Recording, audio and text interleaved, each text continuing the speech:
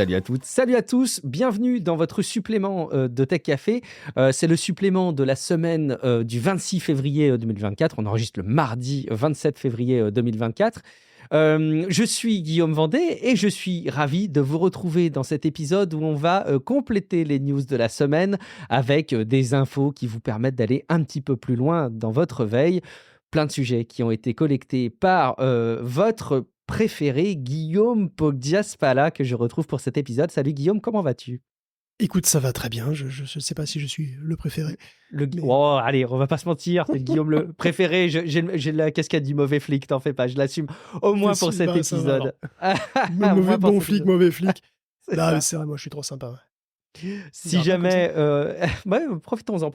Si jamais, en tout cas, vous partagez le sentiment d'un interrogatoire, mais agréable malgré tout, et où vous avez le sentiment de suivre les infos de manière complète et dans un ton divertissant, vous pouvez faire comme Florian Gouillon, Stéphane S29 et Super Saiyan 427, qui ont choisi de fouler le tapis rouge de cette semaine et qu'on accueille à bras ouverts parmi les soutiens sur la plateforme Patreon, patreon.com/techcafé, pour nous soutenir et profiter du flux du podcast sans la pub.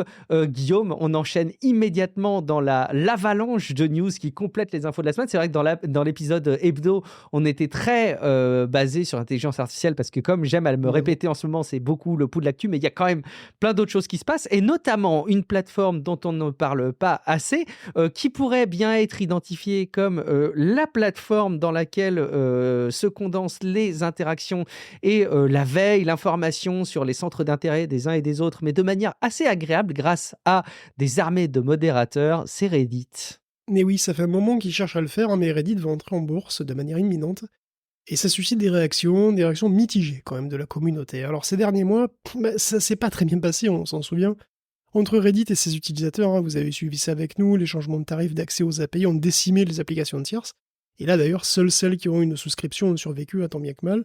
Donc les utilisateurs, en étant réduits à utiliser l'application officielle, qui est pas terrible, ils sont pas forcément très contents. Surtout, la réponse de Reddit aux protestations a été quand même assez autoritaire. Le conflit s'est un petit peu envenimé. Reddit va rentrer en bourse et tu peux être sûr que les réditeurs de Wall Street Bets, ils vont parier contre. Il n'y a pas de problème, ils vont essayer de shorter, comme on dit. Et bon, Reddit, c'est pas une boîte aussi solide qu'on pourrait le croire, alors que le service est déjà ancien, puisqu'il a 20 ans presque. Mais Reddit, il est pas rentable, toujours pas. En fait, Reddit n'a jamais été rentable. Sur le dossier pour l'IPO, donc l'IPO, l'Initial Public Offering, il y a une liste de risques qui est assez longue et qui met en garde contre une possible baisse, en tout cas une possible non-hausse du cours de l'action.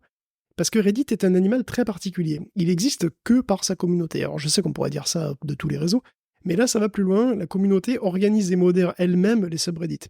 Il y a 60 000 modérateurs qui travaillent bénévolement chaque jour pour Reddit, pour que leur communauté, construite autour de sujets qui leur plaisent et qui les passionnent, puisse exister. Et ça fait de ce que fait Reddit, si tu veux, lors de son IPO, c'est un petit peu étrange. Alors, il offre à certains utilisateurs très impliqués, donc des modérateurs mais pas que, la possibilité d'acheter des actions Reddit avant tout le monde. Donc de prendre une part de la société à un tarif préférentiel. En tout cas, un tarif supposément préférentiel, parce que ce qu'on espère évidemment, c'est qu'après l'IPO, l'action va monter. À première vue, c'est plutôt sympa, comme une espèce de reconnaissance, si tu veux, du travail fourni pendant toutes ces années. Mais à bien y réfléchir, c'est quand même à double tranchant, parce que déjà, il n'est pas garanti que l'action se maintienne pour toujours à des niveaux qui soient plus élevés qu'au niveau de leur émission. Si Reddit se plante ou que l'action tombe trop bas, les modérateurs pourraient ils pourraient mettre pour leurs frais, ils pourraient se retrouver à avoir de fait payé pour avoir le privilège de travailler pour Reddit. Bon. D'un autre côté, même si les actions se maintiennent à un niveau suffisamment haut, l'offre n'est pas anodine, parce que si tu as une part de la société, ça devient de ton intérêt que l'action monte. Tu seras donc automatiquement plus favorable aux mesures que prendront la direction pour que ça arrive, même si ces mesures ne signifient pas forcément que la qualité du réseau va se conserver. Enfin, tu vois, ça pourrait être des mesures que tu n'aurais pas forcément approuvées sinon. Mieux encore, si tu es un investisseur dans l'entreprise, tu seras moins enclin à fermer ton subreddit pendant des semaines en signe de protestation. C'est arrivé. Tu seras moins enclin à avoir un comportement qui pourrait faire baisser la popularité, donc la valeur de l'entreprise. Et donc, tu vas pas mettre des images de cul sur ton subreddit, sur les chatons, juste par protestation non plus, tu vois. T'inclure dans les parts de la société, c'est aussi une manière de te contrôler. D'autant qu'il n'est pas du tout clair comment Reddit va s'y prendre pour devenir rentable. Et surtout, rentable à la hauteur où les nouveaux investisseurs le souhaiteront. Parce qu'entrer en bourse, c'est lever des fonds, mais c'est pas gratuit, c'est aussi une servitude. Or, comment rendre Reddit rentable sans que ça devienne nul? Ben, c'est pas facile, parce que quand tu regardes les autres réseaux, et quand tu vois comment ils sont devenus atroces, ben voilà, c'est pas, tu vois que c'est pas facile, parce que les autres réseaux, ils sont pourris de pubs, ils sont pourris d'influenceurs qui sont juste en fait des hommes et des femmes sandwich, ils sont remplis de contenu dont le seul objectif est de te faire scroller indéfiniment, de te faire péter un câble ou acheter des conneries en plastique. Bon, voilà, on voit ce que c'est les autres réseaux quand même. Reddit est différent, et Reddit est différent dans le très bon sens, parce qu'on n'y suit pas des gens, on y suit des sujets. Les gens, ils y vont, s'y informent, échangent, et ensuite ils partent. Ils y passent pas forcément leur vie, et c'est très bien comme ça. Il y a un très grand nombre de visiteurs, n'est même pas inscrits, et profitent de Reddit pour pallier les carences de Google. Sauf que ça, ben c'est pas très bon pour la monétisation. La monétisation, il faut que les gens passent leur vie sur le réseau, il faut que les gens soient inscrits pour qu'on puisse les suivre, les traquer et revendre leur vendre la pub, quoi. Reddit doit trouver un moyen de monétiser sa base utilisateur, comme le dernier réseau social venu. Et c'est pas facile. Toutes ces dernières tentatives d'ailleurs ont été des succès très modérés ou des purs échecs, comme les NFT. Donc voilà, une base d'utilisateurs monétisable, c'est des gens qui passent beaucoup trop de leur temps de vie sur le réseau auquel on peut vendre des trucs. Et c'est pas nécessairement le profil des redditeurs, et d'ailleurs j'ai pas du tout envie que ça le devienne. Pour tous les scandales auxquels a dû faire face Reddit, parce qu'il est pas tout blanc, et oulala, il y a eu beaucoup de problèmes, d'ailleurs même dans les premières années, il y a quelque chose quand même de sain dans Reddit, parce que c'est des vrais gens qui passent par là et qui s'échangent des vraies infos et des vraies expériences. Ou juste des trucs marrants finalement, mais voilà, qui se regroupent autour de sujets qui les intéressent sur des forums qui sont maintenus par des bénévoles. C'est-à-dire qu'il n'y a rien de marchand dans le principe de Reddit. C'est un principe qui est simple et naturel, et c'est justement parce que c'est naturel et non marchand que ça va être très chaud à monétiser.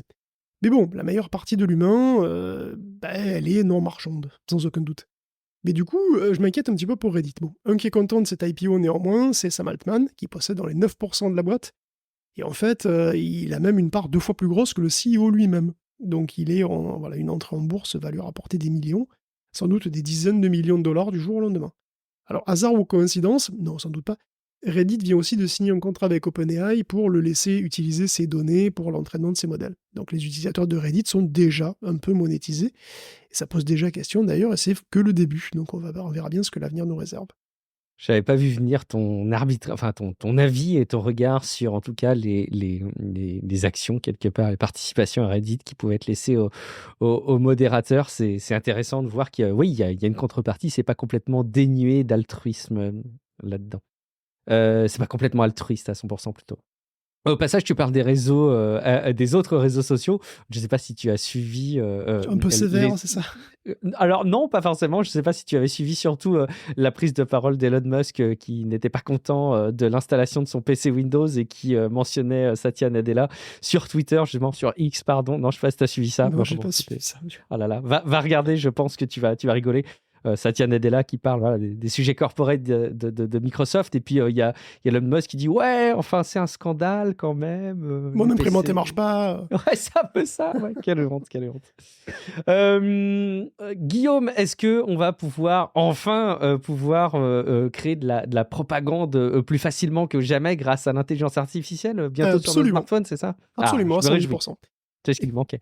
Et c'est scientifique, c'est une étude de Penas Nexus, ça fait sérieux, qui a été faite par des chercheurs de Georgetown et Stanford, Nexus, qui montre qu'on peut désormais générer de la propagande en quantité industrielle à pas cher, et même en super probo. La preuve, c'est qu'ils ont demandé à GPT-3 d'écrire des articles de propagande dans le style de ce qu'on trouve sur Internet et qui nous vient tout droit de Russie ou de Chine, de Russie avec amour bien sûr, des articles dont le but est de convaincre ou d'ébranler les certitudes sur 6 sujets d'infox, 6 sujets délicats, voilà, des trucs comme la thèse selon laquelle les Saoudiens financeraient le mur avec le Mexique, voilà, pour des sujets un peu comme ça, un peu inflammables. Ils ont commencé par utiliser de vrais articles, de vraies propagandes de Russie. Ils ont demandé ensuite à 8221 Américains s'ils croyaient dans ces thèses a priori, et donc c'était le cas pour 24,4% d'entre eux. Déjà, bon, on ne va pas revenir là-dessus. Après avoir lu ces articles, le taux est passé à 47,4%. Ah. Rien que ça, déjà, c'est terrifiant, mais bon, on va quand même continuer. Ensuite, ils ont demandé à GPT-3 d'écrire des articles de propagande en suivant le même modèle. Et là, j'insiste, c'est GPT-3. C'est même pas 3.5, 4, c'est le modèle obsolète de 2020.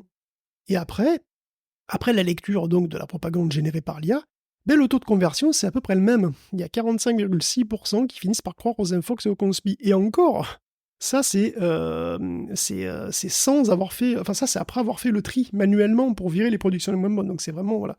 Mais même si tu gardes tout, c'est-à-dire même si tu gardes les articles les moins bons, les trucs les plus approximatifs que fait GPT-3, on a quand même après 43,5% de répondants qui sont convaincus après lecture.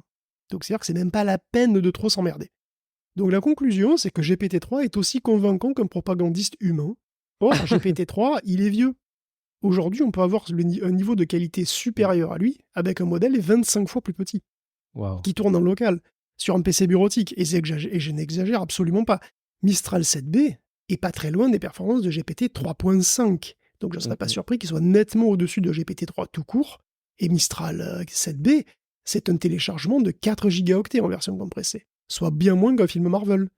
À ce niveau-là, je pense que la propagande, elle pourrait être écrite par ton téléphone, et dans pas longtemps, par ta montre. C'est un truc de fou. C'est un peu inquiétant. Peut-être demain sur ta tondeuse. Je ne sais pas si tu as vu qu'ils arrivent à faire tourner Doom sur des tondeuses. Doom est passé sur tondeuse. Ah ben ça c'est bien, tu vois. Ça c'est bien, c'est un truc qu'on attendait.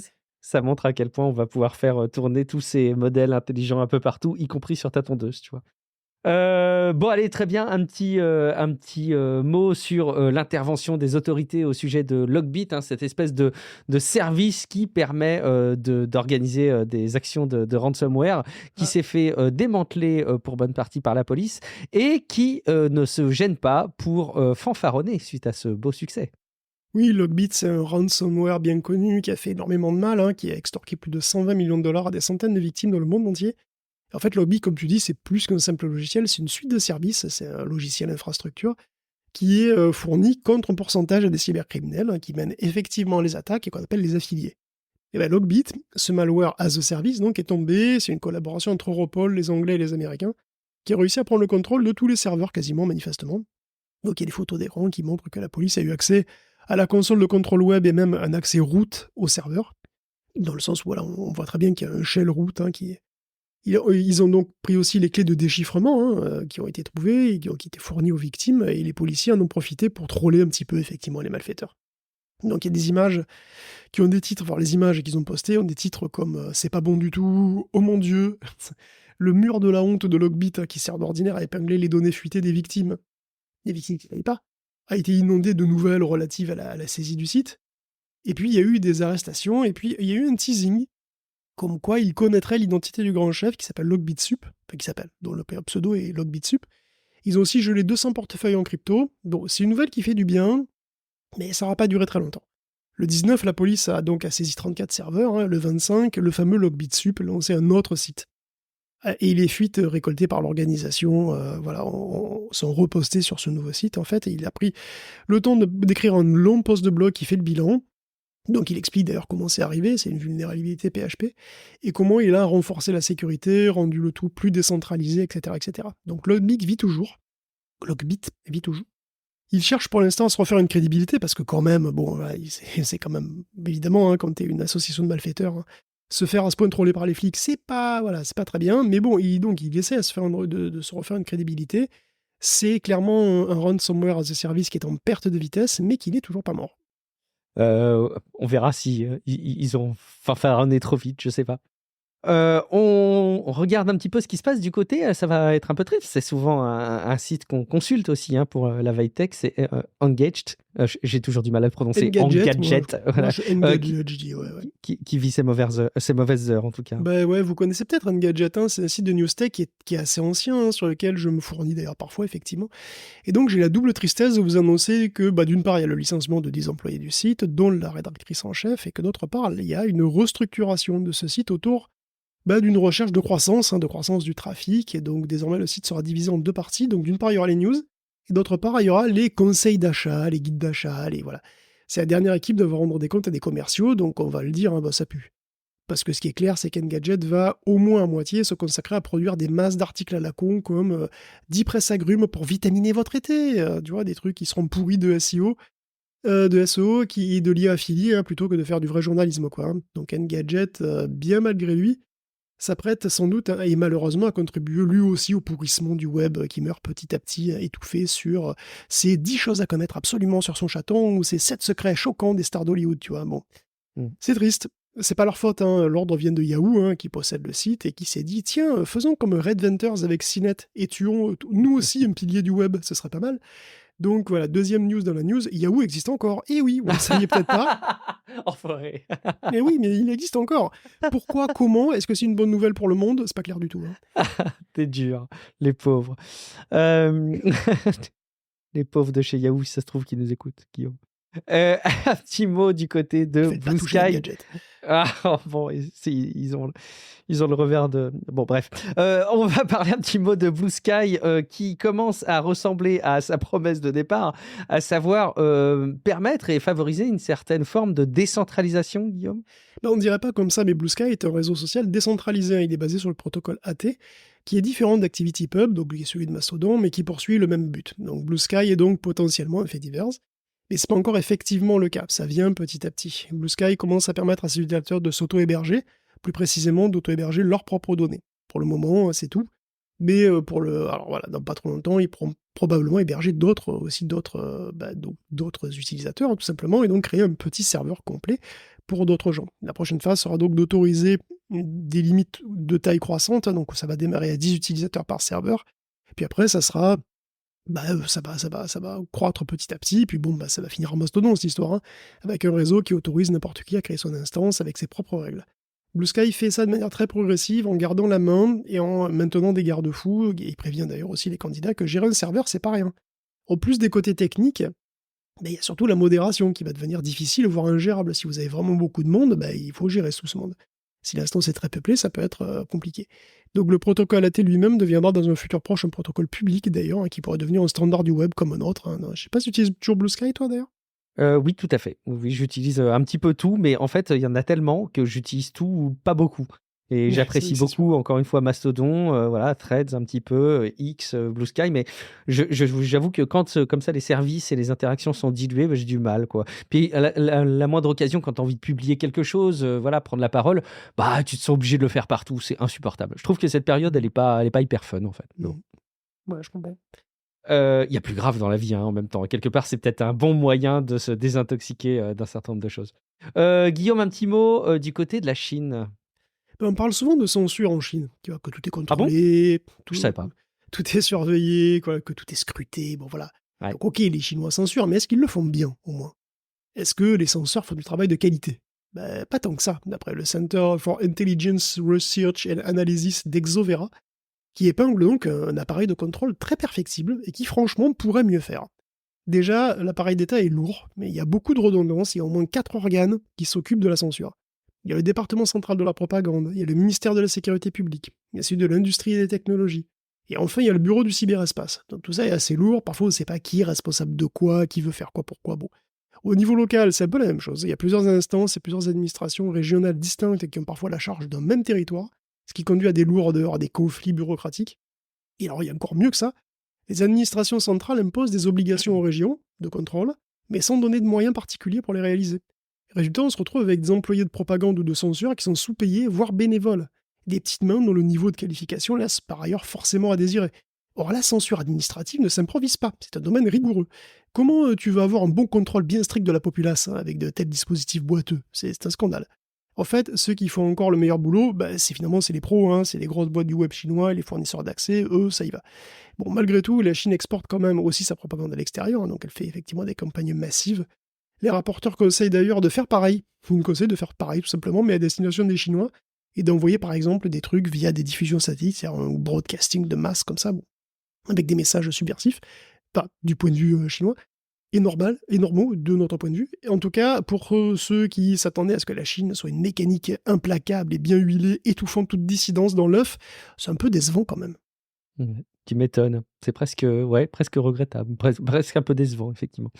On continue avec l'Asie aussi, hein, au sens large, avec l'Inde même, Guillaume.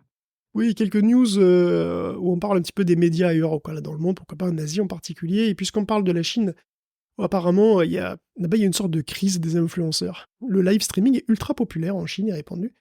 Il y a des influenceurs par centaines pour tout et n'importe quoi. C'est même une carrière ou une reconversion qui peut sembler attrayante, hein. Et c'est peut-être un peu pareil ici d'ailleurs, mais bon, ça semble vraiment, disons, plus systématique et encore plus à grande échelle là-bas.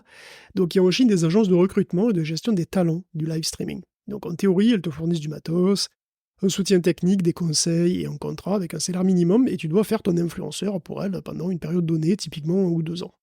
Et beaucoup de gens qui veulent changer de carrière ou qui n'ont pas de boulot se lancent sans se rendre compte que c'est extrêmement difficile en réalité d'émerger en ligne, surtout si t'es pas une jeune fille sexy et aguicheuse avec ses abonnés. Ah, Alors, je suis désolé de faire une généralisation, mais bon, on va pas se mentir, il y a quand même beaucoup de streameuses sur ce créneau, et si toi tu es un calligraphe de 50 ans, c'est pas facile. Et c'est le cas du témoin principal de l'article de Rest of World, mais il y en a d'autres, dont d'ailleurs une streameuse, qui a voulu arrêter justement parce qu'on l'a poussée à être plus aguicheuse avec ses abonnés et qu'elle voulait pas. Et c'est horrible en fait la vie de streamer. C'est-à-dire que tu passes ta vie devant ta webcam à faire ou à dire n'importe quoi pour vendre des trucs ou pousser des gens à te donner de l'argent, et c'est épuisant mentalement, et puis c'est pas super épanouissant honnêtement. Sauf que le problème, c'est que si tu arrêtes avant la fin, t'es en rupture de contrat et que les pénalités sont prohibitives, donc 28 000 $ dans le cas du calligraphe, quand 42 même. 000 dans le cas de la streameuse. Son cas est hallucinant parce que elle n'a pas voulu payer, évidemment, et elle est allée au tribunal et elle a été quand même forcée par la cour à payer 14 000 $ à Mm. l'agence. Et comme elle n'avait pas l'argent, comme elle n'était pas solvable, et ben en Chine, tu as un système de score social, et ben du coup, son score social a baissé brutalement, et du coup, ça l'a empêché de voyager, elle pouvait plus acheter ni ticket d'avion, ni ticket de train, elle n'a pas pu aller voir sa famille d'ailleurs. Donc c'est formidable comme système. Et de leur côté, les agences de recrutement, elles sont elles aussi sous pression, c'est ça qui est magnifique. Puisque les agences recrutent de manière massive pour assurer aux réseaux sociaux un flux continu d'influenceurs à mettre en vitrine sur leur plateforme. Parce que, et c'est ça leur source de revenus à eux. Ah, si c'est pas dystopique tout ça. Enfin bon, il y en a un qui réussit bien dans le métier quand même d'influenceur, c'est Narendra Modi, le premier ministre indien. Et lui, c'est pas un influenceur, c'est le papa de tous les influenceurs en Inde. Et c'est pas juste parce qu'il a 73 ans. Hein. Modi, il est devenu le daron parce que il a su voir arriver l'explosion du smartphone en Inde, qui a été absolument vertigineuse. Alors on s'en rend pas forcément compte, évidemment, parce que bon, nous, on l'a pas vécu pareil, mais entre 2012 et aujourd'hui, l'Inde est passée de 2 à 21% du trafic Internet mobile mondial. Les Italiens utilisent, les Indiens utilisent plus de données mobiles que les États-Unis et la Chine combinés. Les Indiens ont téléchargé 26 milliards d'applications rien que l'an dernier. Wow. Tout le monde va sur Internet avec son smartphone, même des gamins qui savent à peine lire. Donc Modi le sait, et ça lui va parfaitement. Parce qu'il est volontiers un candidat qui disqualifie les médias traditionnels, qui lui sont pas toujours favorables. Il est très friand d'une politique horizontale avec un contact plus direct, avec les électeurs potentiels. Tout ce qu'il fait est filmé, streamé, mis en scène, et partout. De YouTube à LinkedIn en passant par X et Instagram. Tout ce qu'il fait, tout ce qu'il dit est viral. Et tout ce que disent ses détracteurs, du coup, le devient aussitôt, et ça déclenche des backlash massifs en ligne, qui aboutissent ni plus ni moins à des campagnes de boycott, de dénigrement et de harcèlement, d'ailleurs, qui marchent en général. Modi, c'est le daron, et d'ailleurs être suivi par lui, c'est un honneur incroyable. En Inde, voilà, sa campagne se joue sur les téléphones de tous les Indiens en permanence. Mais bon, évidemment, tout ça n'est pas qu'indien. Hein. Dans le monde entier, ça devient plus ou moins pareil. Et bon, la politique en ligne devient complémentaire des campagnes traditionnelles et prend de plus en plus d'importance d'ailleurs. Ouais, complémentaire, voire après, à terme, deviendra central. Je sais pas dans quelle mesure c'est possible, on verra. On clôt cette section et puis on va se tourner vers l'espace. Oh là là, Guillaume, j'ai terminé la dernière saison de For All Mankind, la série là, sur Apple TV+. Qu'est-ce que c'est bon. Si à l'occasion, bon, enfin, je sais pas si ça te plairait, toi. Ça Il serait faudrait que intéressant que tu j'essaye, jettes un œil. pourquoi pas. Franchement, c'est très chouette. Allez, on y va justement avec en ligne de mire la Lune. Tout à fait, c'est le grand retour sur la Lune. Alors évidemment, il y a l'émission Artemis, l'émission Artemis. Il y a eu dernièrement Peregrine, et là, il y a Ulysse. Enfin, Odysseus. Enfin, c'est son nom américain, ils disent Odysseus, mais Odysseus, c'est la traduction d'Ulysse. Et ces deux missions sont des CLPS. Alors des CLPS écrit CLPS pour Commercial Lunar Payload Service Program, c'est-à-dire un truc comme un programme de service de fret lunaire commercial. Et donc c'est une tentative pour la NASA de se moderniser en réalité, de sortir un petit peu de sa zone de confort. Mais pas trop, parce que la NASA c'est une grosse machine, c'est surtout une machine particulièrement prudente. Bon, elle a raison, elle envoie régulièrement des gens dans l'espace, et puis il y a des accidents, il y a eu des accidents spectaculaires, particulièrement dans les décennies précédentes, donc c'est compréhensible. C'est même bien qu'elle fasse super gaffe et qu'elle vérifie tout 25 fois, mais bon, après, c'est compliqué. Ces dernières années, elle est confrontée à des concurrents qui n'ont pas la même méthodologie, dont la méthodologie, c'est plus, on teste, ça pète, on reteste, et jusqu'à ce que ça pète plus, quoi, en gros. Hein. Et bon, SpaceX en tête, fait un peu comme ça, mais c'est pas la seule boîte privée qui fait du spatial, et donc il y a quand même beaucoup de pression, quoi. Blue Origin vient d'ailleurs immédiatement à l'esprit aussi, mais il y a aussi de plus petites startups comme Intuitive Machines ou Astrobotics. Et bon, ces deux boîtes en particulier, en l'occurrence, ont été sélectionnés pour un appel d'offres de la NASA qui a été fait en 2018 et qui voulait en gros sous-traiter la conception de missions lunaires. Et en fait, même de petits véhicules, de vaisseaux et de petits véhicules censés se poser Mhm. comme Apollo en son temps, hein, sur la Lune.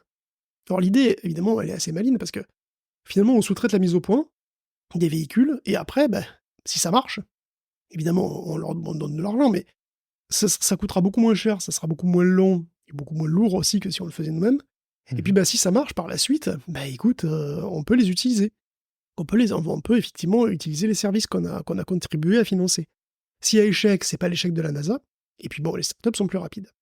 Donc CLIPS, pardon, c'est pas un CLPS donc, hein, c'est une manière de kickstarter des technologies finalement qui serviront à banaliser l'accès à la Lune en validant des technologies et en profitant de lanceurs qui sont de moins en moins chers de toute façon par ailleurs. Donc à l'époque, il y a 3 boîtes qui avaient remporté des contrats de 80 millions de dollars par là, un peu plus, un peu moins, disons. Les lancements devaient avoir lieu en 2020, et puis évidemment, rien ne s'est passé comme prévu, hein, et les délais ont été explosés. La troisième boîte, d'ailleurs, qui s'appelait Orbit Beyond, a même jeté l'éponge. Les budgets aussi ont explosé, puis la NASA fait ce qu'elle a pu pour acheter de l'espace sur les futurs véhicules, pour des missions scientifiques non prioritaires, et donc, ce faisant, en fait, elle a fait des rallonges de plusieurs millions, comme ça, mais même comme ça a été juste. En 2023, les 2 véhicules ont été finis, et puis la suite, évidemment, on la connaît, hein. Peregrine d'Astrobotics a été lancé en premier et ça s'est pas bien terminé. Un des réservoirs des propulseurs a cédé, le vaisseau a été forcé de retomber dans l'atmosphère et d'y cramer. Un premier échec. C'est une grosse déception parce que Peregrine a eu un problème technique avant même d'atteindre la Lune. Et encore aujourd'hui, on n'a aucune idée si son vaisseau est effectivement capable d'allunir ou pas. Et c'est ballot parce que Peregrine, c'était un galop d'essai, hein, c'était valider plein de trucs pour aller ensuite vers des alunisseurs plus gros, vers Griffin, et Griffin sur lequel comptait la NASA pour envoyer le Viper. Alors Viper, c'est volatile, je sais pas, Investigating Polar Exploration Rover, donc c'est une espèce de caisse à 4 roues qui est censée explorer le pôle sud lunaire, un truc quand même nettement plus gros, et donc une mission nettement plus ambitieuse et plus chère que Peregrine. Et Astrobotics a déjà le contrat, mais il a rien validé pour l'instant. Et donc il restait Ulysse de Intuitive Machines. Et Ouais. Ulysse, c'est un demi-succès. Tu l'as vu passer, j'imagine. Je l'ai absolument pas vu passer, Guillaume, vraiment, dis-moi. Ah ouais. Alors, Non. l'Odyssée d'Ulysse, elle a été riche en émotions, hein. On va revenir finalement en rebondissement aussi. Et donc, elle s'est terminée pas très bien finalement. Officiellement, Ulysse, donc c'est donc, le deuxième vaisseau, hein, de cette fois de Intuitive Machines. Mhm. Donc, il est parti juste après Peregrine finalement. Et puis, le voyage s'est pas trop mal passé, hein. Et il est arrivé, effectivement, près du pôle sud de la Lune, mais voilà, quand il est arrivé, il y a eu un problème. En réalité, là, le signal a été faible. Et en Merde. fait, là, le signal il est resté faible tout simplement parce qu'il est arrivé, et puis après, il est tombé sur le flanc. Donc il Ah, faut imaginer une sorte de ok. cylindre avec 4 papates, et puis il est tombé de côté, quoi, hein. Et puis voilà, C'est le la problème, tortue.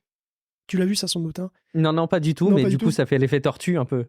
En fait, il est tombé, mais effectivement, il peut pas se relever parce que Mm. voilà, il était capable d'allunir, donc voilà, il a effectivement des réacteurs, mais il peut pas se relever comme ça.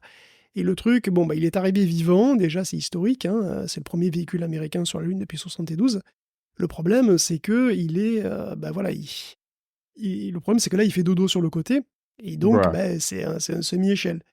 Mm. Et donc, il est arrivé par un seul morceau par miracle. D'ailleurs, hein, le jour de l'alunissage prévu, les ingénieurs se sont rendus compte que les lasers et les caméras de navigation marchaient pas. Ah. Et sans ça, c'est le game over. Je veux dire, la Lune, elle est trop loin pour que le vaisseau soit téléguidé. Donc, il doit se démerder tout seul. Et la surface lunaire, elle est beaucoup trop accidentée pour se passer de capteurs qui te disent si l'endroit que tu as prévu, il est suffisamment de place, il est suffisamment dégagé, s'il n'y a pas des rochers au milieu ou des conneries qui pourraient justement faire basculer un truc. Bon. En tout cas, voilà, sans ces capteurs, en gros, tu te plantes, hein, de manière quasi assurée. Donc ça partait mal, mais il se trouve que justement, la NASA avait acheté du fret dans Ulysse pour envoyer 6 missions scientifiques, avec des instruments. Et il se trouve que par bonheur, une des missions était une expérience LIDAR. Une expérience LIDAR qui était équipée en plus de 3 caméras. Donc 2 heures avant l'alunissage, les ingénieurs ont envoyé un patch codé à l'arrache pour Ah là là. utiliser les instruments de Extraordinaire. la mission à bord plutôt que les instruments du vaisseau. Et ça a Excellent. marché. Le vaisseau a utilisé ses caméras pendant donc 92 km de descente jusqu'à la surface. Et puis le problème, c'est que et puis plus rien pendant 10 minutes. Et c'est de très très longues minutes qui ont été suivies par un tout petit signal très faible qui indique que ok, le vaisseau est toujours vivant, c'est cool, Donc, c'est presque une réussite. Mais bon, le gros souci, là, c'est que il est sur le côté, donc ça veut dire, c'est pour ça que en fait, l'antenne est mal orientée, c'est pour ça qu'on a un tout petit signal. Mais le problème, c'est qu'il ne pointe pas non plus son panneau solaire dans la bonne direction. Et que du coup, il récolte de l'énergie que pendant très peu de temps. Et que du coup, il va crever tout seul dans le froid et la nuit au fond de Oh, son le cratère. pauvre. Donc c'est une demi-réussite, mais bon, de la dire que c'est un demi-échec, Clips, c'est compliqué, parce que au total, sur les 3 boîtes qui ont signé avec la NASA, il y en a une qui a jeté l'éponge, il y en a une autre qui a vu son vaisseau descendre en flammes, Peregrine, hein, qui avait vu son vaisseau descendre en flammes, hein, et la dernière qui a réussi à se poser en catastrophe, avec une bidouille à la MacGyver, qui finalement ne lui aura donné qu'un petit sursis. Bon, c'est pas complètement 100% catastrophique, mais enfin quand même, il y a encore du boulot, hein, avant l'hôtel 4 étoiles sur la mer de la Tranquillité avec une Ah oui. magnifique vue terre, tu vois, bon, ça Mm. prouve que l'espace, ça reste difficile. Hein. C'est pas si simple. Et ce qui m'étonne, c'est qu'ils aient pas. Bon, après, évidemment, c'est vu d'un œil observateur et pas du tout averti, mais c'est fou qu'il n'y ait pas des backups, tu vois, au cas où le truc se retourne, je sais pas, des petites impulsions qui permettraient de le remettre droit. Je pense que c'est beaucoup plus compliqué que je ne l'imagine, mais c'est un peu vexant quand Non, même. mais en fait, c'est le genre de truc, effectivement, peut-être qu'il n'est pas assez puissant pour se remettre en place, peut-être on a Ouais. du mal à Parce qu'il mettre était entre trop route les coincé. trucs, ou qu'il est coincé. Après, il y a encore plein de détails qu'on ne sait pas, mais bon, Mm. c'est les grandes lignes, quoi. Ouais, ça reste loin, hein, c'est pas la porte à côté non plus. Oui, Hein. oui, ça reste loin, Faut ouais. s'en rendre compte quand même. Et puis on se prépare aussi, hein, le pas de tir est en train de chauffer, Guillaume. Oui, alors la course à l'espace continue, en particulier la course entre SpaceX et Blue Origin. Blue Origin qui vient de sortir son New Glenn du placard. Alors, New Glenn, si on l'avait pas vu dernièrement quasiment en position de tir, on pourrait se dire que c'est presque l'Arlésienne de Blue Origin, puisque son vol inaugural est passé de 2020 à 2021, puis 2022, puis là c'est fin 2024 manifestement. Bon là ils l'ont sorti sur un vrai pas de tir à Cap Canaveral la semaine dernière, alors que bon donc ça sent que ça se rapproche. Hein. New Glenn c'est un lanceur lourd, il peut lancer 45 tonnes en orbite basse, hein, et 13 tonnes en orbite géostationnaire, qui est beaucoup plus loin. Donc il est pas aussi lourd que Starship, hein. Starship il ambitionne d'envoyer 100 tonnes en orbite basse. Les Falcon 9 ont une charge d'île de 23 tonnes, donc on se situe clairement à mi-chemin entre les Falcon 9 et le Starship, et un petit peu en dessous de la Falcon Heavy qui envoie 63 tonnes. Donc c'est une fusée réutilisable. Le premier étage doit se poser sur une barge, hein, un petit peu comme les SpaceX, quoi. Chaque lanceur a une durée de vie minimale, enfin aura une durée de vie minimale de 25 lancers. Donc bon, voilà, a priori un truc compétitif. Blue Origin a déjà lancé New Shepard par ailleurs, mais c'est une fusée suborbitale. C'est une fusée, c'est un truc, on va dire, de tourisme limité, hein, ça va pas en orbite. Pour ce qui est de lanceurs spatiaux, vraiment spatiaux, Blue Origin, il est quand même un petit peu à la traîne sur ce plan-là, étant donné que New Glenn sera leur première grosse fusée, et qu'elle volera pas avant au moins 6 mois. Hein. Cela dit, ça semble être la nouvelle priorité, quoi. Donc ils ont un nouveau CEO, hein, chez Blue Origin qui s'appelle Dave Limp, et apparemment, New Glenn, clairement, il va être priorisé, quoi. Donc Bezos est toujours aussi sérieux sur l'espace, il se murmure même que Blue Origin serait un acquéreur potentiel, voire probable pour la United Launch Alliance, donc l'ULA. L'ULA, c'est pas rien, hein, puisque c'est la boîte qui fabrique les gros lanceurs pour la NASA, donc les fusées Delta IV, Atlas 5 et Vulcan, et aussi le SLS, hein, qui devrait être le lanceur d'Artemis, l'énorme fusée SLS. Donc c'est une sorte de copropriété. La United Launch Alliance, en fait, c'est une copro entre Boeing et Lockheed Martin. Donc en gros, c'est les fabricants des fusées de la NASA, pas rien que ça. Hein. Et Blue Origin pourrait se porter acquéreur. C'est pas encore officiel, c'est des sources proches du dossier qui confirment que ça devrait être annoncé d'ici un mois ou deux. Le but, c'est en gros, c'est de renforcer la concurrence face à SpaceX, qui est en train de tout bouffer. C'est corroboré par le fait que Bezos a vendu pour 2,4 milliards d'actions Amazon, avec la possibilité d'en liquider encore bien plus dans les 12 prochains mois. Donc ça sent qu'il y a une grosse emplette, hein, quand même, qui va se faire. Donc là, donc ULA et Blue Origin, c'est des boîtes qui ont pas mal de points communs, hein, et qui se font même d'ailleurs concurrence pour les contrats gouvernementaux. Il y aura, enfin sur les moteurs par exemple, mais bon, il y aurait pas mal de redondance, c'est vrai, mais il y aura aussi des complémentarités. Et puis, voilà, évidemment, l'ULA apporterait énormément de matos, d'infrastructures, des aires de lancement. L'ULA, c'est 4500 salariés aussi, hein, c'est beaucoup d'expertise. Donc ça pourrait donner un compétiteur assez crédible, finalement, la fusion des deux pourrait donner un compétiteur assez crédible à SpaceX. Et il va peut-être falloir ça, parce que SpaceX, lui, il continue, et il a pas le temps, quoi, carrément, parce que voilà, il veut son Starship, il le veut cette année. Hein. Il veut faire au moins 9 lancements de Starship cette année. Et d'ailleurs, le prochain devrait être imminent, hein, ça devrait être d'ici, je sais pas, 2 semaines ou 3. Et donc, ça nous donnerait, après, quasiment un lancé par mois sur 2024. Quoi. Waouh. Donc, En attendant, les mecs de la régulation aéronautique sont burn-out. Le nombre de lancements a tellement explosé ces dernières années qu'ils sont sévèrement sous-effectifs, les gars. Ah, ils vont se mettre en grève, ils en peuvent plus les mecs, il y en a trop. Quel dynamisme, super, merci Guillaume, on met de côté notre conquête spatiale pour revenir sur Terre. Euh, Même si j'ai bien vu la volonté du lien que tu faisais, parce qu'on va continuer à parler d'espace avec le spatial computing, l'informatique du futur. Guillaume, il faut qu'on actualise un peu nos internautes sur le Vision Pro. Oui, le Vision Pro sera-t-il un gros fragile, hein? Parce que bon, il y a plusieurs Oh. heureux possesseurs d'ordinateurs spatiaux qui relatent sur les réseaux sociaux le même phénomène. Une fêlure verticale qui est apparue pile au milieu du casque, sur le verre de la face extérieure. Mhm. Et sans aucune raison évidente. Enfin, je veux dire, ils l'ont pas fait tomber, ils l'ont pas mis au frigo, bon, Mm. voilà, pas de truc évident, quoi. Est-ce que c'est un souci de conception, avec trop de contraintes en endroit spécifique, ou bien est-ce que c'est des problèmes de chauffe? Bon, mystère pour l'instant. Après, c'est sûr qu'après avoir lâché 4000 balles dans un casque, le voir spontanément péter dans la nuit, ça doit quand même faire un petit peu mal. Cela dit, bon, quand t'es dedans, tu le vois pas, donc tout va bien. C'est vrai. Enfin, de toute façon, c'est pas le principal souci d'Apple cette semaine, puisqu'il vient d'être condamné à 500 millions d'euros d'amende par l'Union européenne, hein, pour pratique anticoncurrentielle, avec Apple Music. Alors, c'est une vieille histoire qui date de 2019, en fait, alors que Spotify s'était plaint qu'Apple étouffait la compétition. Donc, c'est une amende qui est vraiment petite en réalité, puisqu'elle partait vraiment beaucoup plus grosse. Elle partait énorme à l'origine. Elle devait faire 10% du chiffre d'affaires d'Apple, c'est d'ailleurs 40 milliards à l'époque, hein. Et là, non seulement l'amende a baissé à 500 millions, mais bien sûr, Apple fait Apple. Apple fait Apple, c'est normal, hein, il a C'est beau. toujours fait Apple. Apple fait Apple. Ouais. C'est son deuxième prénom, Apple. Ça montre bien voilà, le temps, la difficulté aussi qu'il y a à appliquer et aller au bout des sanctions contre les grosses boîtes, hein, et qui font absolument tout pour faire de l'anti-jeu et te mettre des bâtons dans les roues, hein, évidemment, dans leur propre intérêt. Hein, je veux dire que l'intérêt public, ils s'en tapent. D'ailleurs, comment appeler ça autrement que de l'anti-jeu quand on regarde les dernières actions d'Apple en ce qui concerne sa mise en place, enfin sa mise en conformité pour le DMA. Sur ce point, cela dit, Apple s'est fait pas mal des ennemis, un petit peu partout, et pas que parmi les régulateurs. En fait, il s'est fait des ennemis parmi les développeurs, parmi les éditeurs de logiciels, parmi les utilisateurs, qui payent plus cher sur iOS pour un certain nombre de trucs, puisque un certain nombre de coûts ont été relayés sur les utilisateurs, et même sur les publicitaires, en fait, par Meta dernièrement. Et puis aussi les utilisateurs de PWA, hein, qui sont modérément contents. Non, il s'est aussi fait des ennemis chez les très grosses boîtes concurrentes, comme Microsoft et Meta. Parce qu'elles non plus, elles sont pas contentes du tout de la solution trouvée par Apple. Donc l'UE pourra lancer une procédure de non-conformité dès le mois de mars. Donc ça sera ça sera le début d'une nouvelle partie de ping-pong, d'ailleurs, avec Apple. Meta veut clairement exploiter cette nouvelle vulnérabilité réglementaire, en quelque sorte, hein, et il est bien possible que l'UE ait de son côté, du coup, Microsoft, Meta, en plus des rebelles de toujours, hein, que sont Epic et Spotify, et d'un revenant aussi, hein, dans le combat, qui est Match Group. Et voilà, donc en gros, d'ailleurs, les dirigeants de Match Group disent qu'il y a peu de chances que ça en reste là, hein, et que probablement l'Union européenne va contre-attaquer.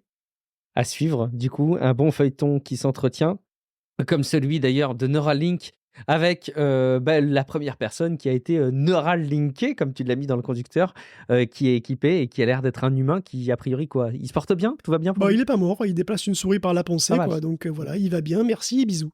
Et puis, c'est tout ce qu'on sait, puisque Elon a donné ses seules maigres informations par un tweet.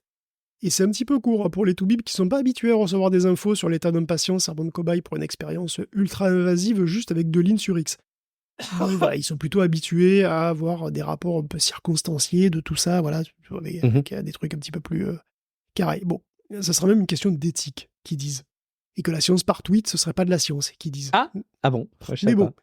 Elon, il a pas le temps, et puis, qui a dit qu'il faisait de la science? De toute façon, hein, c'était pas du business plutôt? Enfin bon, le problème des mélanges des trucs, des genres avec des trucs délicats comme ça, évidemment, c'est toujours un peu compliqué, mais bon, de toute façon, c'est légal, hein, ce qu'il fait, il n'y a pas de problème. Il a recruté un volontaire, qui a dû d'ailleurs signer une grosse décharge. Et bon, prochaine étape en tous les cas, après le déplacement de la souris, les boutons de la souris. Puis après, probablement League of Legends, hein, je suppose. Oui, ça pourrait bien arriver très prochainement, sans doute. Guillaume, tu vas me surprendre là, je pense, parce que je ne l'aurais pas vu comme ça, je ne l'aurais pas vu présenté de cette manière-là. Le futur du stockage, j'aurais pensé à plein de choses, mais il semblerait que ce soit quoi, le DVD qu'on a déjà tout chez soi dans sa bibliothèque, c'est ça? Absolument, avec la croissance exponentielle du nombre de conneries postées sur Internet par des intelligences artificielles, des humains ou des intelligences artificielles humaines, il faut beaucoup plus de stockage dans les data centers. Beaucoup plus. Et la solution, c'est graver plein de DVD. Oui, Eh bien. comme en 98. Je rigole pas, c'est la solution avancée par des scientifiques chinois qui proposent quand même un DVD un petit peu remis au goût du jour, avec 100 couches et des petites cuvettes de 54 nanomètres de large seulement. Alors c'est un DVD New Generation qui stocke 200 téraoctets, donc qui saute un petit peu plus que les 640 mégaoctets d'origine sur Ouais, lesquels tu as quand même. gravé ta compilation d'Alanis Morissette. À peu près rien à voir. Alors, à peu près rien à voir quand même. Fondamentalement, ce DVD-là, il est assez analogue à l'ancien. On utilise des lasers pour graver et lire des données en écrivant des petites aspérités sur la surface, sur une surface et même dans la masse en fait d'un disque en plastoc, quoi. Alors, il n'aura échappé certainement pas à la sagacité des auditeurs, que 54 nanomètres pour la taille de ces mini-cuvettes, c'est vraiment pas beaucoup. Et en fait, c'est même beaucoup moins que la longueur d'onde de la lumière visible, de la lumière bleue même, qui est utilisée par exemple dans les Blu-ray. Et la lumière bleue, c'est 400 nanomètres. Donc comment arriver à lire des trucs plus petits que la longueur d'onde de la lumière Bah qui est ouais. censée les lire? C'est pas possible. Ouais. C'est pour ça que les Chinois, ils utilisent 2 lasers. Et pas un. En fait, ils utilisent même 4. Pour écrire, ils prennent un laser vert à 515 nanomètres et un rouge à 639. Et ils les pointent sur le même endroit. Et en faisant interférer très précisément les 2 lasers, ils arrivent à contrôler les motifs qui sont gravés, et même à quelle profondeur. Et pour la lecture, c'est le même principe, mais avec 2 autres lasers. Une diode bleue de 480 nanomètres et une orange de 592. Et le plastique utilisé aussi, bon, je dis du plastique vulgairement, mais en fait, pas tout à fait, c'est un matériau nouveau qui s'appelle le AIE DDPR, et j'ai aucune idée de ce que ça veut dire. Bon, ça n'empêche pas que ces DVD, malgré tout, sont productifs, peuvent être produits en masse.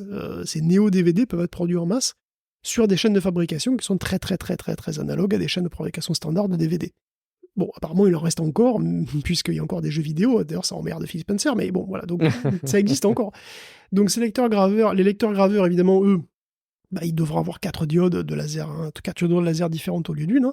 Ça sera sûrement beaucoup plus cher, mais de toute façon, c'est réservé aux pros. Parce qu'il y a quand même peu de gens qui ont un réel besoin de graver plusieurs disques de 200 téraoctets pour sauvegarder leurs vidéos de Oui, vacances, tu vois. c'est pas commun. Ouais. Donc, c'est plutôt pour les pros, et donc pourquoi pas. C'est pas commun pour le moment. Après, évidemment, si tout passe en 16K 4D volumétrique 360, bon, peut-être, je sais pas, Oui. mais pour l'instant, ça va. Grâce au spatial computing, peut-être. Exactement. Un petit mot de Intel, parce que oui, il y a quelques années, Pat Gelsinger, qui est à la tête d'Intel désormais, avait annoncé une nouvelle orientation, une nouvelle stratégie pour l'entreprise. Ça y est, on voit concrètement les briques se mettre en coordination sous nos yeux, Guillaume. Oui, il y a une grosse transition pour Intel, qui n'est désormais plus une, mais 2 entités bien distinctes. Intel a 2 visages désormais.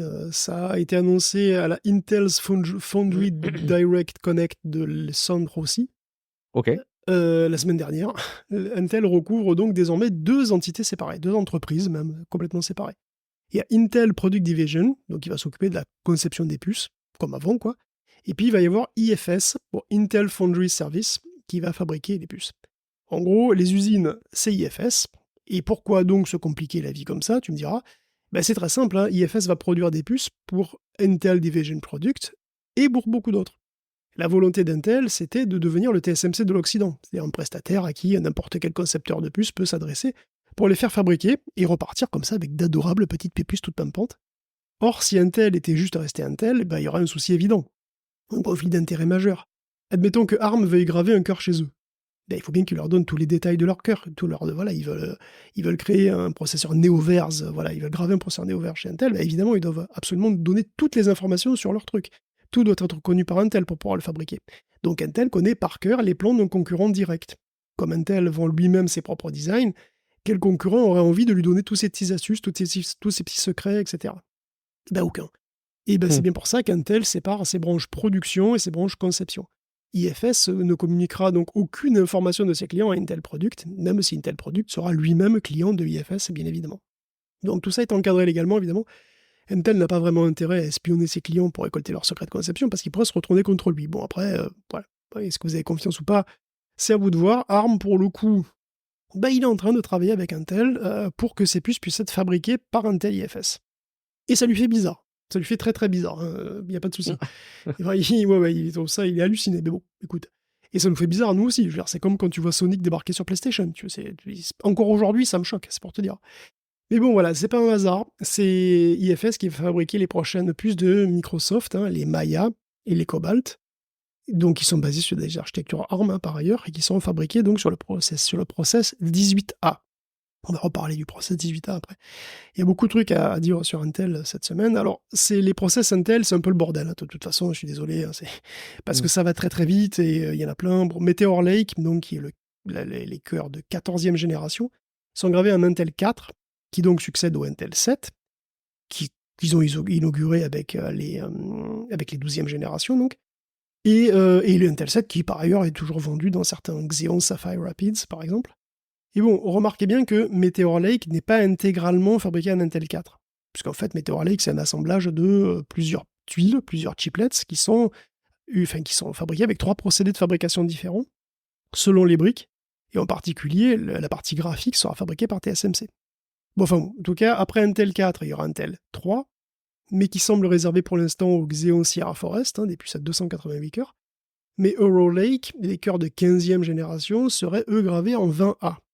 Un process qui se chevauche avec le 18A, parce qu'ils sont tous les deux prévus pour 2024 en réalité. Sauf que le 18A, ça ne sera pas pour 2024 en volume. Donc ça veut dire que probablement, on devra avoir du 20A dans les rayons à la FNAC, donc du Euro Lake cette année, et du 18A l'an prochain. Alors, je sais pas s'il y aura je sais pas s'il y a des CPU grand public en Intel 3. Je n'ai pas vu, mais bon, peut-être, je sais pas. Enfin bref, tout ça pour dire qu'Intel met la gomme, même toutes les gommes possibles sur ses usines, et qui devient officiellement prestataire de services. Donc il ouvre ses usines aux autres constructeurs, ce qui est un changement majeur pour l'entreprise et qui a des conséquences majeures aussi sur sa structure interne et qui pourra avoir un impact majeur sur l'industrie au sens large. Ouais, c'est profond, hein, et donc du coup, on peut imaginer que le poids de TSMC à terme pourrait être moins important, tu penses C'est totalement l'objectif, puisque TSMC, c'est Taïwan, et Taïwan, on n'a pas confiance. Ouais, Taïwan, c'est l'idée. L'idée, c'est Taïwan, c'est chaud, il y a les problèmes avec la Chine, on ne sait pas trop. En plus, il faut bien le dire, tout le monde grave ses puces chez TSMC. Et du coup, c'est aussi un goulet d'étranglement, TSMC. Quand il y a un problème chez TSMC, le monde entier en profite. Donc, si tu veux, c'est même sain en réalité d'avoir plus de possibilités, plus de canaux de production, quoi. Donc, de ce point de vue-là, c'est très bien. Et puis, évidemment, c'est un enjeu de souveraineté pour les États-Unis, c'est certainement.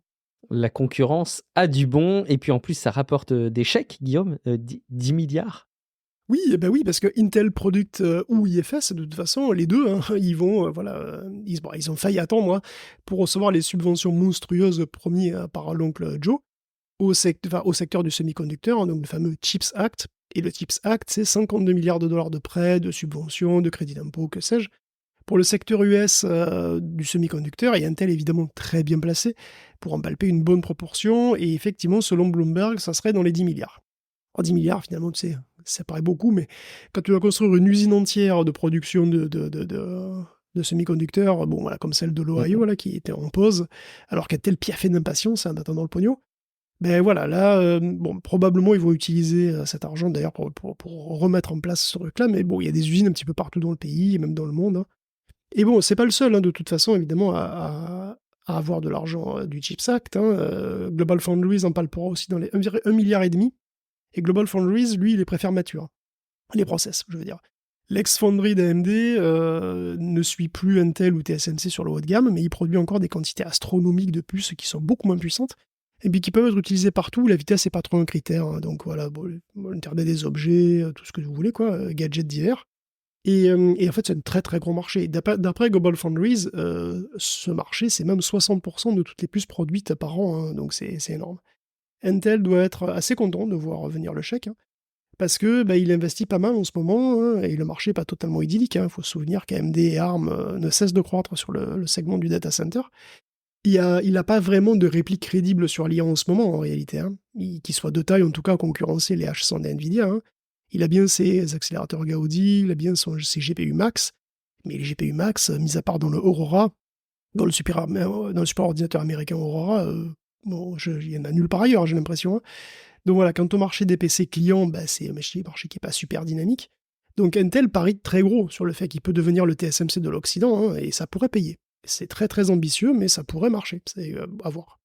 Ok, à suivre. Si ça fonctionne, tant mieux pour eux quelque part.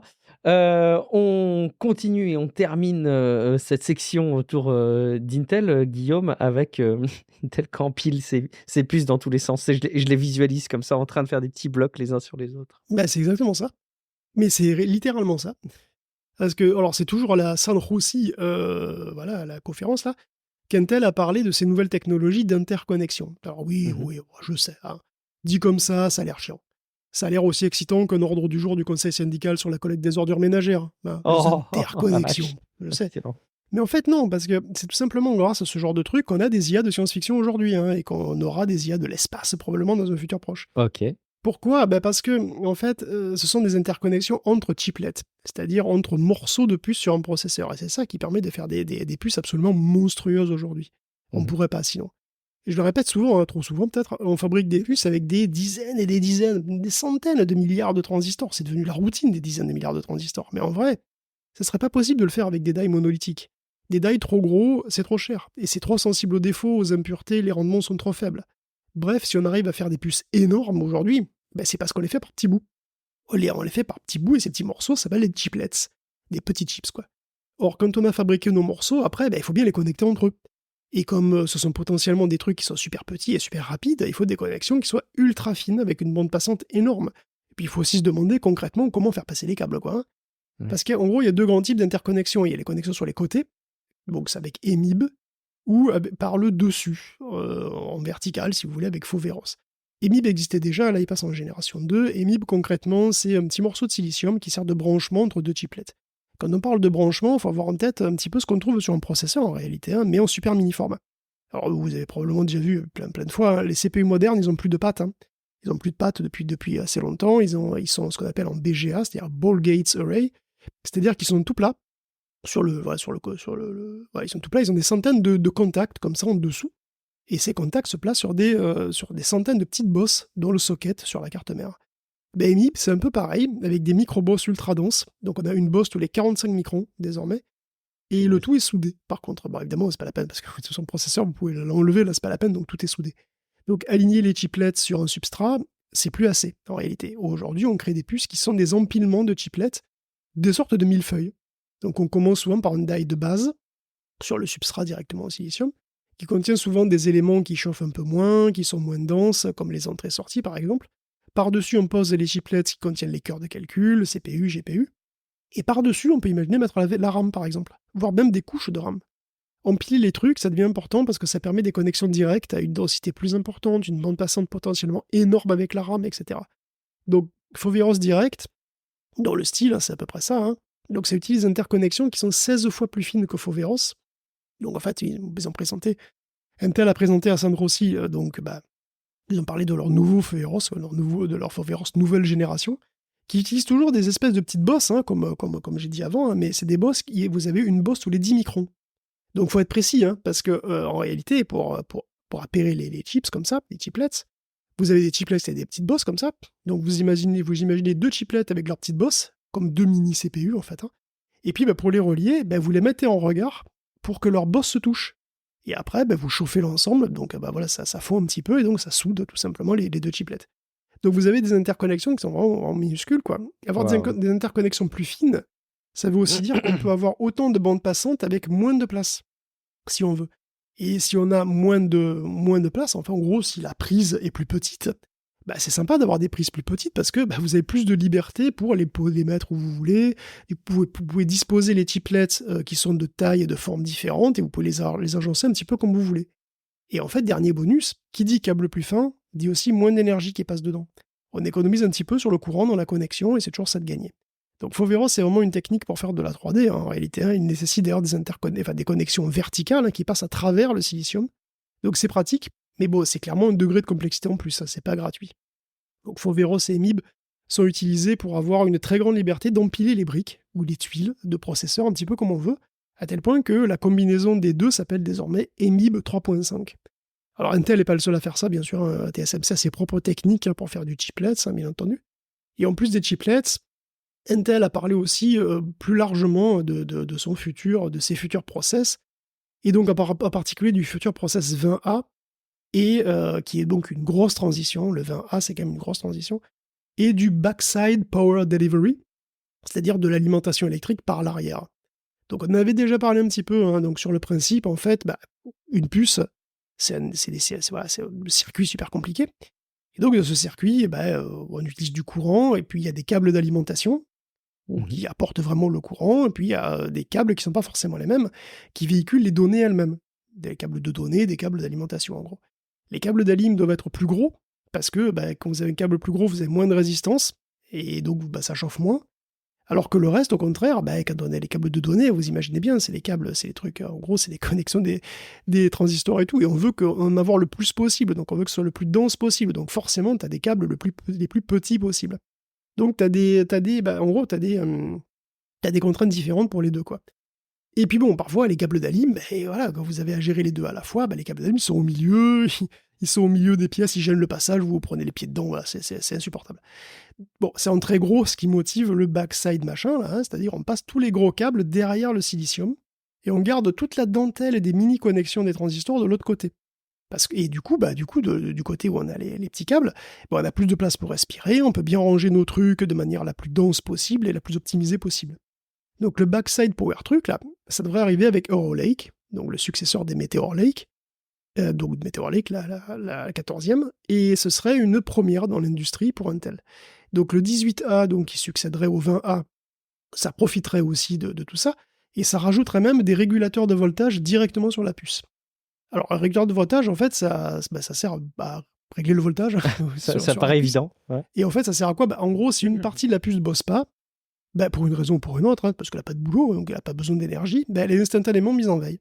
Comme le régulateur de voltage, il dirait, en fait, le régulateur de voltage est sur partiel, la puce, quoi. donc il sait exactement et instantanément quelle partie de la puce est sollicitée et a besoin d'énergie.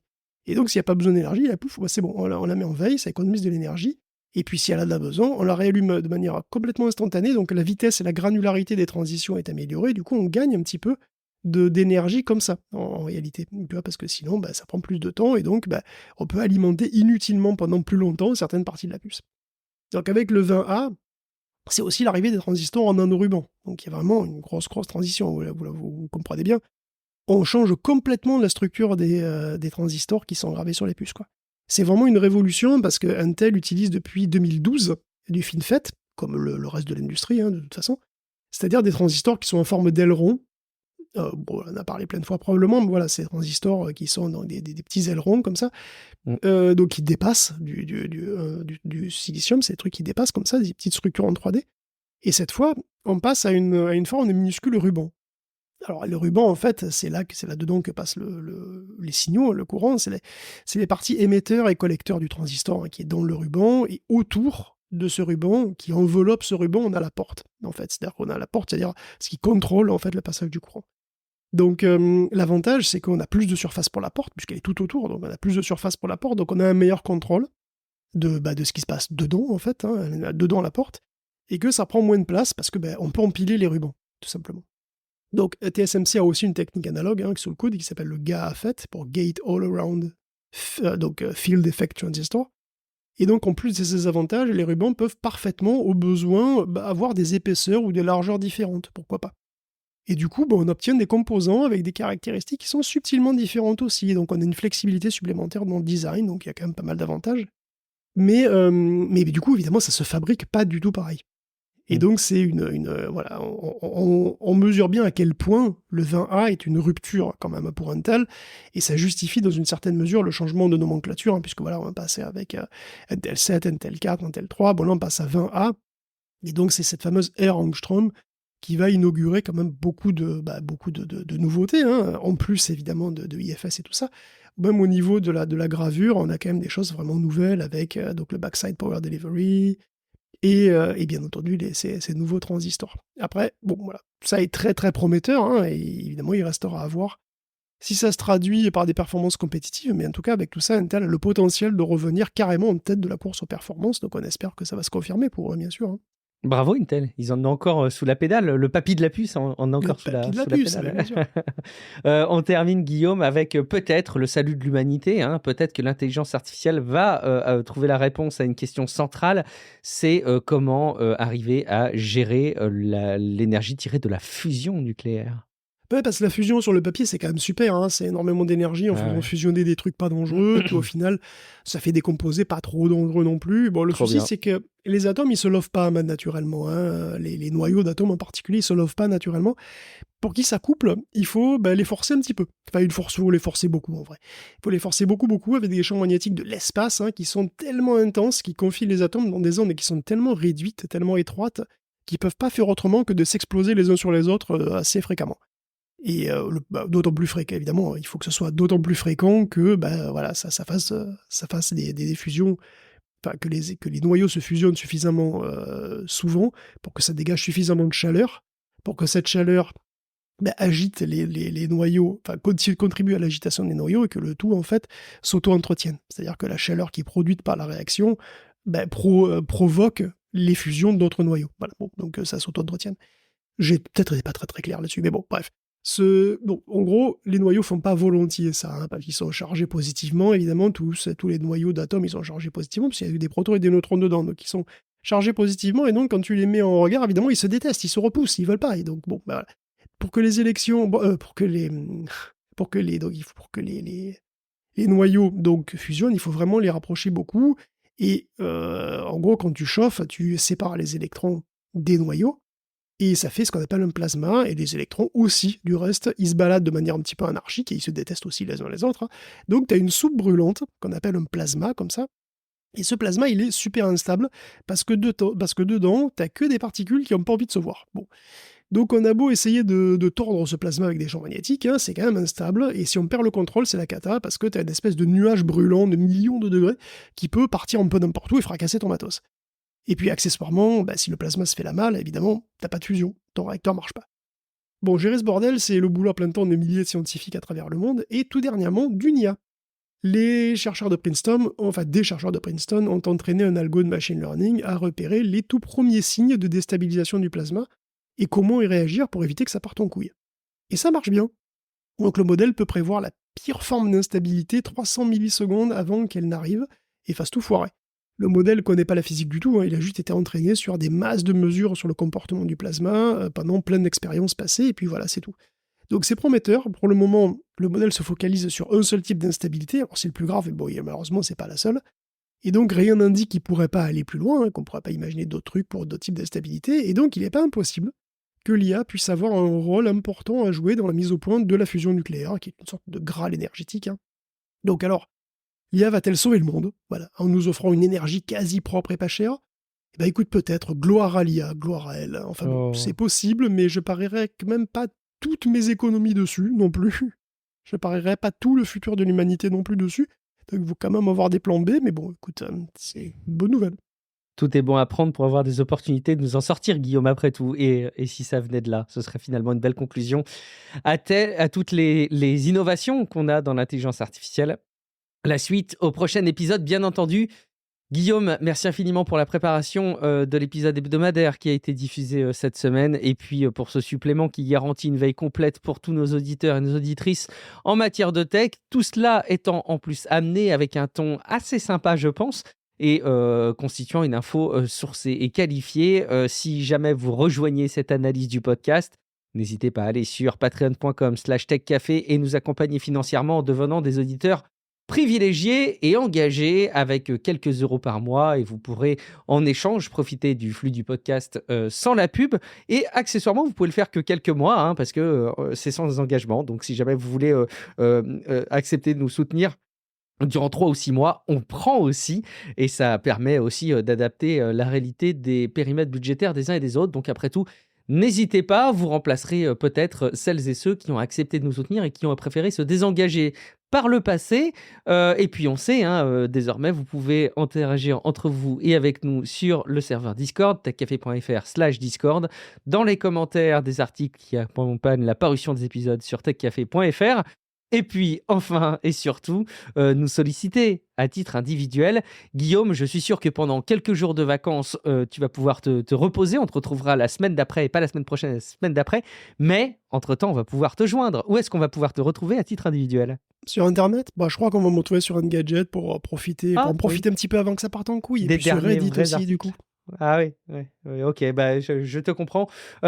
Tu vas continuer à faire ta veille sur Engadget jusqu'à la dernière seconde pour les soutenir. C'est beau, c'est noble, c'est digne d'une image d'Épinal. Merci beaucoup. Je suis Guillaume Vendée. Vous me retrouvez, comme je le disais, sur plein de réseaux sociaux divers et variés, que ce soit Twitter, Blue Sky, Mastodon et Threads aussi, avec le pseudo Guillaume Vendée. En fait, c'est pas un pseudo, c'est mon prénom et c'est mon nom de famille. Mais évidemment, vous l'avez compris, je l'ai déjà dit, mais avec ma présence répandue sur tous ces canaux, je suis finalement globalement moins connecté. N'hésitez pas en tout cas à venir me solliciter, je serai ravi d'interagir avec vous. Merci beaucoup pour votre fidélité. On se donne rendez-vous dans quelques jours pour un prochain épisode de Tech Café. Ciao à toutes et à tous. Ciao à tous.